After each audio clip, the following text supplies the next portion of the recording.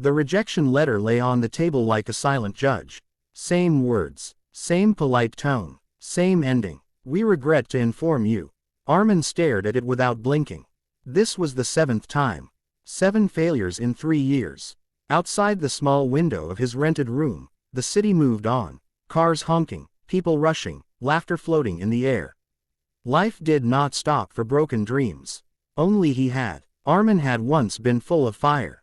Coming from a humble background, he believed hard work could change everything. While others slept, he studied. While others gave up, he pushed forward. He dreamed of becoming a successful engineer, someone his parents could proudly talk about in front of relatives. But dreams don't always listen.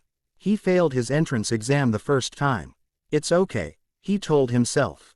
Many people fail once. He failed the second time. Doubt crept in. By the third attempt, whispers followed him. Maybe this field isn't for you. Why don't you try something easier? Still, Armin refused to quit. Now, at 26, he felt tired, not physically, but deeply, painfully tired inside. His savings were gone. His confidence was fading. His parents never said it out loud, but he could feel their worry through every silent phone call. That evening, Armin walked aimlessly through the streets. Rain began to fall, soft at first, then heavy, soaking his clothes. He didn't care. The rain felt honest. It didn't pretend everything was fine. He stopped at a small tea stall run by an old man with silver hair and calm eyes. "You look like someone carrying a heavy load," the old man said gently, handing him a cup of tea without being asked. Armin smiled weakly. "I've failed too many times." The old man nodded, as if he had been waiting for that answer. "How many times is too many?" Armin didn't reply. The old man pointed to a cracked mirror behind the stall. "Do you see that crack? People told me to replace it many times.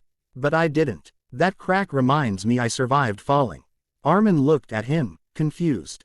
"I failed my business 6 times, the old man continued. Lost money, lost friends, lost respect. Once, I even slept hungry.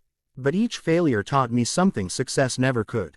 Armin lowered his head. "But what if failure means I'm not good enough?" The old man smiled. "Failure doesn't mean you're finished. It means you're being shaped." That night, those words stayed with Armin. Being shaped. The next morning, instead of drowning in disappointment, Armin did something different. He took out a notebook and wrote one sentence at the top of the page. "What did my failures teach me?"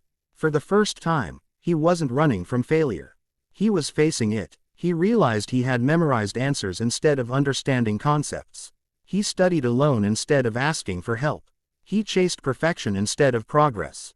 Failure had been knocking on his door for years, trying to teach him, but he had never listened. Armin changed his approach. He joined a study group, asked questions without shame, learned step by step. He even took a part-time job tutoring students who struggled, students just like him.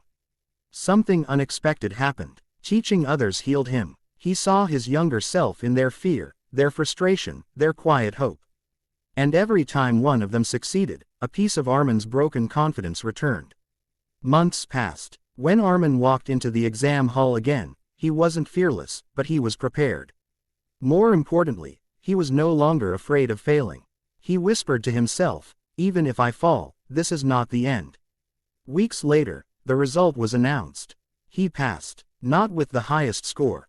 Not with applause. But with something far more powerful, self-belief.